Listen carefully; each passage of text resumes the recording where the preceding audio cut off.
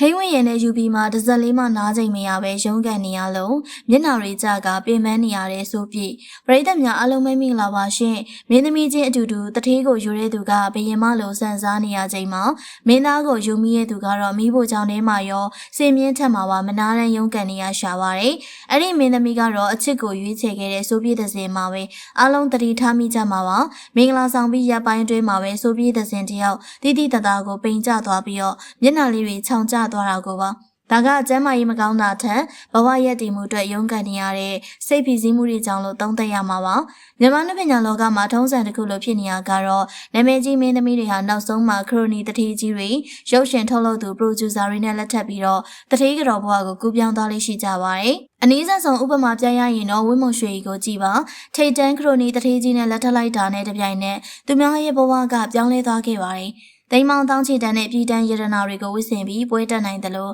သူများငှားမှရိုက်ရတဲ့ဘဝကနေကိုယ်တိုင်ထုတ်လုပ်သူလုပ်ပြီးတော့ကိုယ်ပိုင်ဇာတ်ကားတွေကိုစိတ်ကြိုက်ဖန်တီးနိုင်တဲ့အဆင့်ကိုရောက်သွားခဲ့ပါတယ်။ဒါပေမဲ့ဆိုဗီယက်သင်ကတော့ကန်တရားချင်းမတူပါဘူး။ဆိုဗီယက်သင်ရွေးချယ်လိုက်တဲ့ဟိန်းဝင်ရဟာနာမည်ကြီးမင်းသားတစ်ယောက်ဖြစ်ပေမဲ့ငွေကြေးပုံအောနိုင်တဲ့ခရိုနီတစ်ယောက်မဟုတ်ပါဘူး။တာမန်အနုပညာသမားတစ်ယောက်တာဖြစ်ပါတယ်။ဒါကြောင့်လဲလက်ထပ်ပြီးရတဲ့ဇိမ်ခံနေရမယ့်အစားနောင်ရေးစိတ်ချရအောင်နှစ်ယောက်ပေါင်းပြီးတော့ပိုတောင်မှစူးစမ်းနေရတဲ့အနေအထားပါ။ဒီကြားထဲမှာအနုပညာလောကရဲ့မျက်နှာလိုက်မှုကလည်းဆိုဗီယက်သင်ကိုပို့ပြီးတော့စိတ်ပင်ပန်းစေပုံရပါတယ်။ဥပမာထုတ်လုပ်သူပရိုဂျူဆာကိုပိုဆန်းရဲ့ချစ်သူမင်းမြင့်မို့လို့မင်းသမီးမျိုးကြတော့လဲပရိုဂျူဆာရဲ့ပံ့ပိုးမှုနဲ့နေရာကောင်းတွေခေါင်းဆောင်မင်းသမီးနေရာတွေရနေခြင်းအကယ်ဒမီရှေ့ပြေးဆိုဗီယက်သင်ကတော့သူတို့လောက်မျက်နှာမရရှာပါဘူးတက္ကသိုလ်ဇက်ဖို့ဇက်ရန်နေရာလောက်နဲ့ကျင်းနေနေရတဲ့အဖြစ်မျိုးတွေရှိနေပါတယ်ဒါဟာနောက်ခံအင်အားကွာခြားချက်ပါပဲ။ဒါကြောင့်လေဆိုဗီယက်သင်တယောက်မင်္ဂလာဆောင်ပြီးတာနဲ့အနားမယူနိုင်ပဲရွှေဆိုင်ဖွင့်ပွဲတွေပရိုမိုးရှင်းပွဲတွေကိုခြေကုံတုပ်တက်ရောက်နေရတာဖြစ်ပါတယ်။မနက်ဘက်မှာပွဲတက်ပြီးပတ်စံရှာရသလို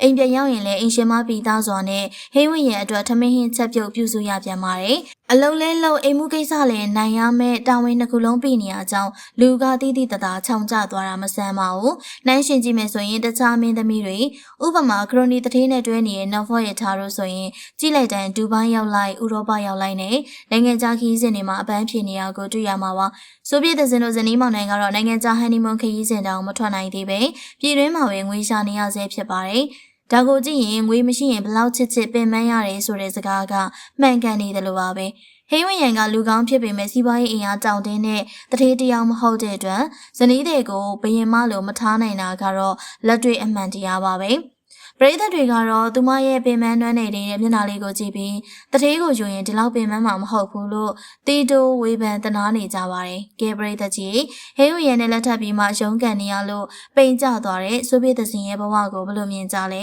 ။အချစ်ရှိရင်ပြီးတာပဲလားဒါမှမဟုတ်ကိကစ်နိုဖောရထားလို့လိုမျိုးငွေရှိမှပြည့်စုံတဲ့ဘဝလို့ခေါ်မလား။ကြည့်ရှုနေတဲ့ပရိသတ်တွေရဲ့အမြင်ကိုလည်းမှတ်ချက်ပေးခဲ့ပါဦးနော်။အားလုံးကိုကျေးဇူးတင်ပါတယ်ရှင်။